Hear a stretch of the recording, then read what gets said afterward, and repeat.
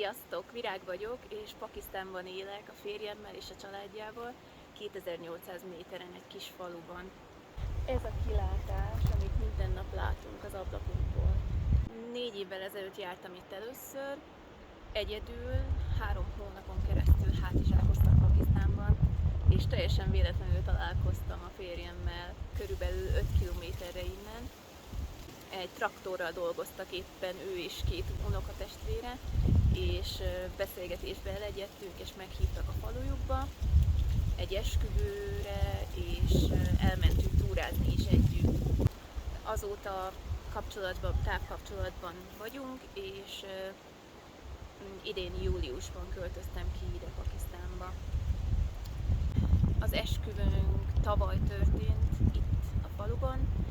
A legtöbb esküvő itt 3 vagy több napig tart, de a miénk csak pár órás volt, mert én csak 2 hete tartózkodtam az országban, úgyhogy eléggé utolsó pillanatban lett megszervezve. Az itteni emberek helyi nyelvét úgy hívják, hogy wahi, amit én már nagyrészt megértek, de még nem beszélek. A férjemmel angolul kommunikálunk, de tanul egy kicsit magyarul is. Ki mivel foglalkozik, de sajnos munkát találni itt nem egyszerű, nem úgy van, mint Európában, hogy meghirdetnek állásokat és könnyű munkát találni, hanem a legtöbb embernek saját bizniszt kell alapítania. A nők is ugyanúgy dolgozhatnak, mint a férfiak. A családunkban van varrónő, van irodában dolgozó, a sógornőm országos 3. helyezett birkózásban, van hegyi vezető női rokonunk, stb. Térképész egyetemi diplomám van, de diplomaszerzés után én kiköltöztem Angliába, és ott éltem 10 évig, és gyerekekkel foglalkoztam. A férjem még sohasem járt Európában, mert sajnos pakisztáni útlevéllel ez nagyon nehéz, ezért még nem találkozott a családommal, a barátaimmal. Reméljük, hogy a jövőben ez lehetséges lesz, és ezért is költöztem én ide, hogy együtt tudjunk lenni. Télen itt nagyon hideg van, úgyhogy nem fogok itt maradni. Az a tervünk, hogy én minden télen Európában fogok dolgozni, 2-3 hónapig, és az év hátralevő részét pedig itt töltjük. Vendégházat és vendéglőt szeretnénk nyitni, és túrákat szeretnénk vezetni. Férjem pedig nagyon sokat segít. Főz, mos, takarít, vasal. Motorozni tanít engem, hogy egyedül is tudjak menni kalandokra.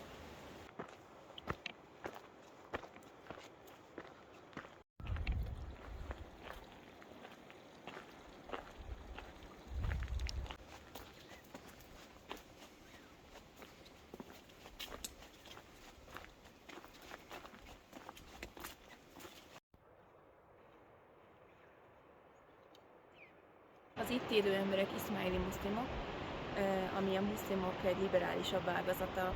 Nincsenek mecseteik, hanem közösségi házakba járnak, de az sem kötelező, úgyhogy van, aki csak hetente egyszer pénteken jár, valaki egyáltalán nem, például a férjem, és nincsenek szigorú szabályok. Nagyon szeretek utazni, és főként olyan helyekre, ahova kevesebben járnak.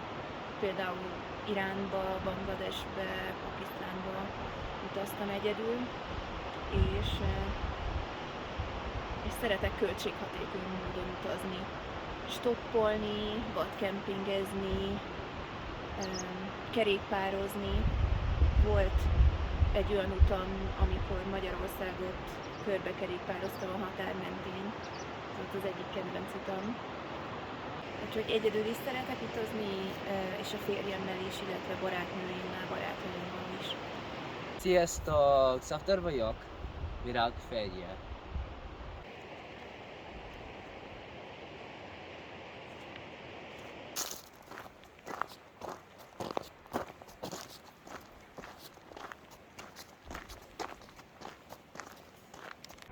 A férjemmel nagyon szeretünk motorozni, és ezen a nyáron elég sok helyre eljutottunk motorral. A pakisztáni-kínai határhoz is, ami 4700 méteren fekszik. nagyon melegen fel kellett öltöznünk ehhez az úthoz. Amióta nyáron megvettük a motorunkat, sokfelé jártunk vele. Ellátogattunk a környező falvakba, és messzebbre is merészkedtünk egészen a kínai határig.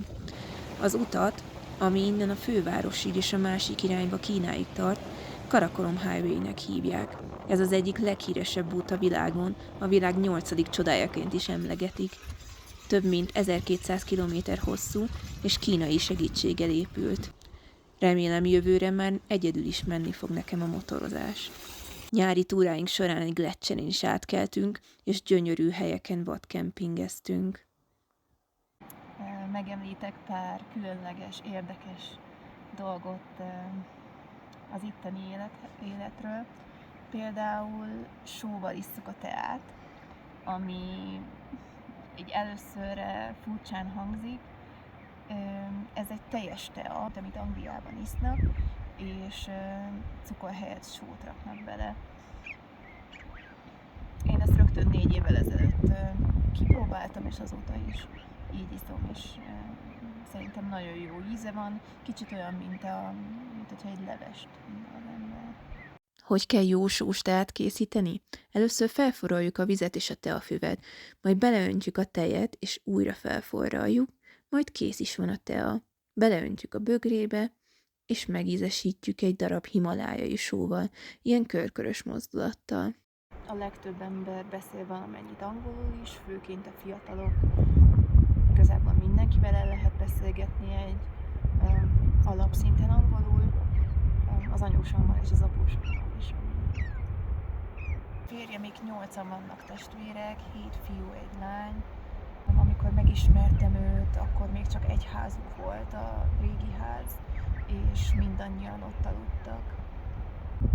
Szerencsére azóta építettek még egy házat, ahol mi lakunk, az egyik szobában mi alszunk, a másik szobát meg szeretnénk vendégháznak kialakítani. Bal oldalon található a régi ház, itt jobbra pedig az új ház. Lépjünk be a régi házba, amit körülbelül 40 évvel ezelőtt építettek. Az első helyiség a fürdőszoba, ahol mosógép, WC és víztartály van, amiben vizet szoktunk melegíteni fürdéshez. A következő szoba a főszoba. Ez egy tipikus pamíri ház, ami extrém hideg éghajlatra van tervezve. A masszív kő és agyagfalak jó hőszigetelést biztosítanak, hidegben melegek, nyáron pedig hűvösek ezek a házak. Ablak csak a tetejükön van. Általában több generáció él egy házban. Az egyetlen szoba a központja a ház életének. Többféle célt szolgál, étkezésre, alvásra és vendéglátásra is használják. A függöny mögött található a konyha. Bal oldalon van a gázrezsó, amit akkor használunk, amikor nincs tüzelőnk, vagy pedig gyorsan szeretnénk valamit elkészíteni. Jobb oldalon pedig a hagyományos fatüzelésű kályha, a bukhari.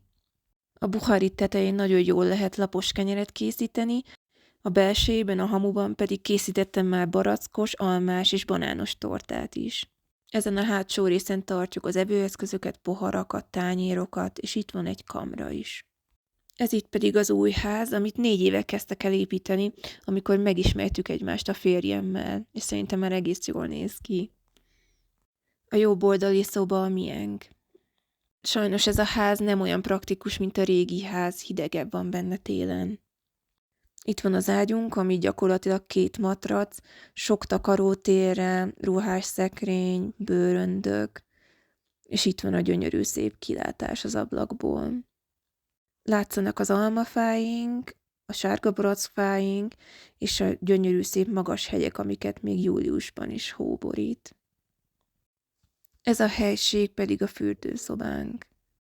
Angol WC-vel csak nekem. A baloldali szobát vendégháznak alakítjuk ki. Jellemző erre a vidékre, hogy a házak egyik szobája funkcionál vendégházként. A ház mellett itt az egyik tehenünk, és itt a kertünk, ahol így már október végén nem sok minden található. Már a krumplikat és a hagymákat is kiszedtük télire. Ezek pedig az almáink közelebbről. Szerencsére ilyenkor ősszel is tudunk minden nap gyümölcsöt enni.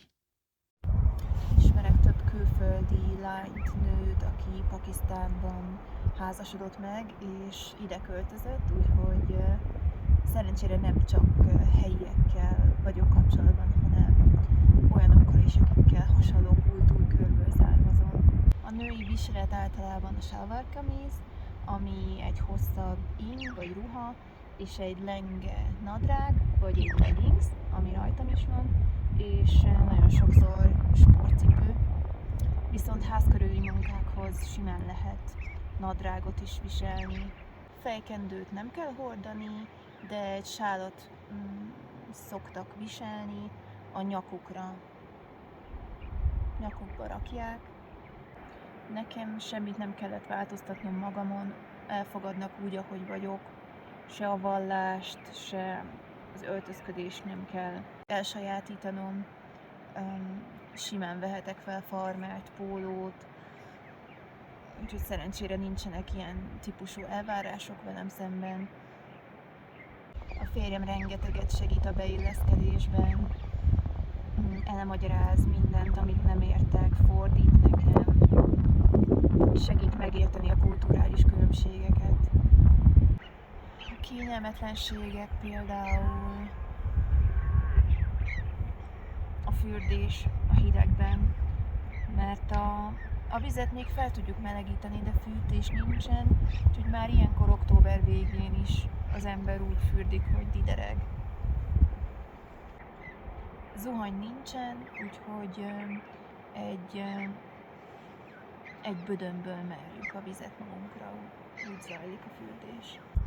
Az ételek hiányoznak nagyon, mert itt főként olyan dolgokat eszünk, amiket a kertünkben megtermelünk, és sajnos vannak olyan dolgok, amiket itt nem készítenek, például tejtermékek, tejföl, sajt, ezek nekem nagyon-nagyon hiányoznak. A jó minőségű csoki, jó minőségű jégkrém, itt minden csak cukor, mi szörnyű. A természet tetszik a legjobban. A csend, az emberek közvetlensége, befogadásuk, kedvességük. Már a gyerekeket arra tanítják, hogy azt mondják étkezéseknél, hogy egyél még. Önzetlenül felajánlják a dolgaikat egymásnak.